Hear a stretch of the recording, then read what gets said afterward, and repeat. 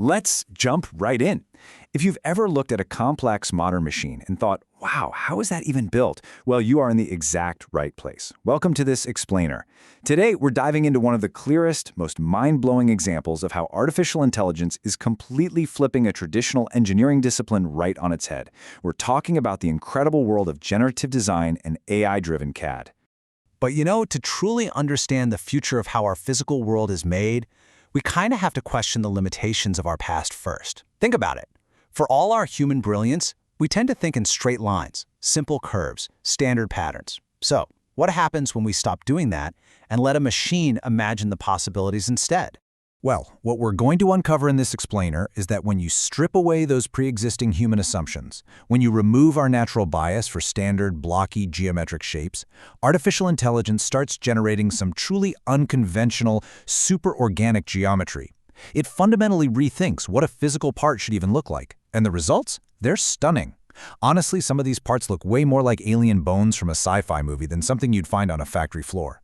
Section 1. Traditional Trial and Error. The status quo. To really appreciate how massive this shift is, we have to look at the baseline. This setup brilliantly illustrates the flip. For decades, mechanical design has looked like the left side. A human engineer manually sketches a shape, relying on intuition, tests it, and slowly tweaks it through trial and error. But on the right side, that's the new paradigm.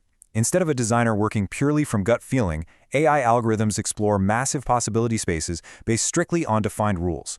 They start with the raw physics of the problem, completely free of any historical baggage. Section 2. The Generative Design Flip, where AI steps into the role of the creator. So, how does it actually pull this off? The mechanics break down into 3 pretty clear steps. First, the engineer simply inputs the constraints. We're talking things like the required loads, the materials they want to use, the manufacturing method, and strict weight targets. Second, the AI takes the wheel. The software generates dozens, sometimes hundreds of valid design solutions that satisfy every single one of those constraints. And third, it rigorously simulates them, applying topology optimization to find the absolute best fit out of the whole bunch. Ultimately, AI-driven CAD is acting as a massive accelerator for the entire engineering process. By automating all those repetitive drafting tasks and using machine learning models, which, by the way, are trained on thousands of past designs, it can actually predict how a new design will perform before formal simulation even starts. It can even flag manufacturability issues early on, way before a human reviewer steps in. This speeds up early-stage iteration like crazy, meaning engineers can test so many more ideas in a fraction of the time. Section 3. The Math Behind Organic Shapes and the Alien Aesthetic. So, what do these AI-generated structures actually look like? The source material perfectly describes them as having organic, unconventional shapes that look more like bone structures or tree branches than traditional engineered parts. And yeah, when you first look at a generatively designed part, it can be pretty jarring. But here's the absolute most important takeaway for you. These unusual aesthetics are not just stylistic choices. The AI isn't trying to be an artist here. These are mathematically optimal solutions born entirely out of those rigid, constraint-based algorithms. To really get why these parts end up looking like tree branches, we have to talk about topology optimization. It's a mathematical method for removing unnecessary material from a design, keeping it only where stress analysis shows it's genuinely needed to carry the load. It works hand in hand with finite element analysis, which basically simulates exactly how stress and loads distribute throughout a proposed design. The AI literally shaves away every single ounce of material that isn't pulling its weight structurally, leaving behind these incredibly efficient skeletal structures. Section 4. Real-world manufacturing impact and the multiplier effect. Okay, sure, it's fascinating to look at on a screen, but what about the real-world stakes? Let's look at a physical application. Airbus famously used generative design to create a new cabin partition, and they achieved a staggering 45% reduction in weight compared to the original part it replaced. 45%! That is huge! And why does a lighter cabin partition matter so much? Well, it's all about the multiplier effect. When you look at this logically, saving a few kilograms on one single part results in astronomical fuel and cost savings when you multiply that by every airplane in an entire airline fleet over the full operating lifespan of those aircraft. And this level of weight reduction is absolutely critical, far beyond just airplanes. Automotive companies are increasingly using it for suspension components and brackets. It's especially crucial for electric vehicles, where every single kilogram saved directly extends the usable driving range per charge. We're even seeing it in medical device optimization, where reducing weight directly slashes costs and improves performance for patients. But, as you might guess, there's a hurdle here. Manufacturing.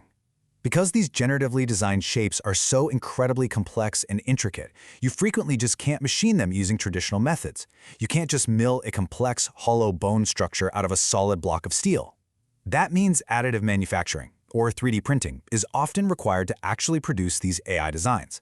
It creates this really powerful synergy between AI-generated design and modern 3D printing processes that are finally capable of bringing them into the physical world. Section 5. The engineer's new role. Curator versus creator. With AI and 3D printers doing so much of the heavy lifting now, it raises a pretty obvious question. What happens to the human engineer? Well, despite these massive algorithmic advances, human engineering judgment remains absolutely essential. An engineer still has to review, validate, and refine the AI's brainstorming. They have to verify that a generative design accounts for complex real-world factors that the AI might just miss. Things like manufacturing tolerances, assembly access, and long-term durability out there in the messy real world. So the fundamental shift we are seeing is that the engineer's role is moving away from purely creating designs from scratch and increasingly moving toward curating and validating AI options. This requires professionals to develop a whole new set of skills. Instead of just drawing, they're pivoting toward a deep comfort with advanced simulation software, interpreting vast amounts of data, and actively overseeing these AI-assisted tools. The human isn't being replaced. Their expertise is literally being elevated. As we wrap up this explainer, I want to leave you with this provocative thought. If AI can entirely rethink and design our physical world from the ground up, what happens when it starts controlling it through closed-loop autonomy and adaptive control? Generative design is really just the beginning. It shows us how AI is mastering the physical structures we build.